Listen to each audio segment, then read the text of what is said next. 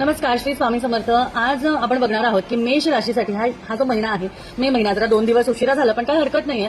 कारण हा जो येणारा किंवा चालू जो मे महिना आहे, हा मेष राशीच्या लोकांसाठी नक्की कसा असणार आहे आपण हे बघणार आहोत. कारण या मे महिन्यामध्ये मेष राशीच्या लोकांसाठी खूप महत्वाचा आणि बदलाचा म्हणजे एकदम डिफरंट असा महिना हा असणार आहे. कारण भरपूर बदल होणार आहे, बऱ्याच गोष्टी होणार आहे. आता त्याचमध्ये तुम्हाला काय गोष्टींकडे लक्ष देणं गरजेचं आहे, काय गोष्टी बघण्यासाठी तुम्हाला ते डूज अँड डोंट्स काय हवे आहेत, करिअरसाठी, तुमच्या नातेसंबंधांसाठी नक्की काय असणार आहे तर आपण बघणार आहोत. तर कोणासाठी हा भाग्याचा आहे, कोणासाठी अगदी असं म्हणूया की पॉझिटिव्ह आहे, निगेटिव्ह आहे. तर बघूया. बघा, ज्या लोकांचं करिअर आणि व्यवसायासाठी बघत आहे तुम्ही, समजा तुमचा व्यवसाय आहे किंवा तुमचा जॉब आहे, तर या महिन्यात व्यवसायात प्रगतीचे चांगले योग आहेत.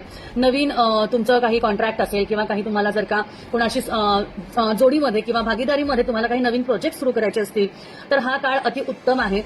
पण एवढंच आहे की नोकरी करण्यासाठी एक गोष्ट आहे की कोणाशीही वाद घालू नका, कोणाशी आडेवेडे घेऊ नका, संयम ठेवा, सब्र असू द्या. त्याच्याने तुमच्या ज्या गोष्टी आहेत त्या हळूहळू होतील पण नक्की होणार आहे. त्यामुळे त्याची जॉबवाल्या लोकांनी काळजी घ्यायची आहे.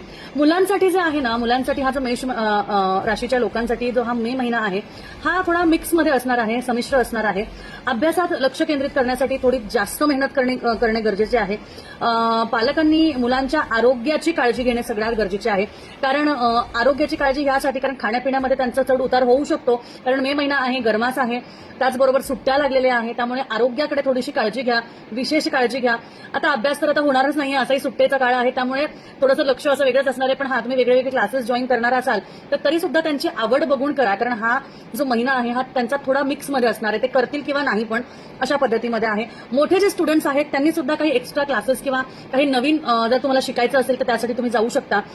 वैवाहिक लोकांच्यासाठी, कौटुंबिक लोकांसाठी हा जो महिना आहे हा प्रेमाचा ठरणार आहे. त्यामुळे कुठे ट्रिपला जायचं असेल, कुठे फिरायला जायचं असेल तर हा तुमचे जुने वाद संपून टाकण्यासाठी, तुमचे जुने हेवेदावे कमी करण्यासाठी हा महिना खूप छान आहे. त्यामुळे नात्यात गोडवा वाढणार आहे आणि त्यासाठी चांगल्या पद्धतीने तुम्हाला हे बघायचं आहे. आणि त्याचबरोबर ज्येष्ठ नागरिक लोकांसाठी सगळ्यात महत्वाचं, आरोग्याकडे दुर्लक्ष करू नका. उन्हाचा, तापाचा त्रास होऊ शकतो, बीपीचा, उष्णतेचा त्रास सुद्धा होऊ शकतो. त्यामुळे वेळेवर औषध घेणे, थोडं घराबाहेर पडणं टाळा.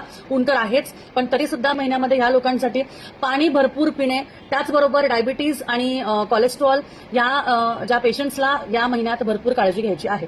अजून ज्या गोष्टी आहेत तुम्हाला स्क्रीनवर दिसल्याच असतील.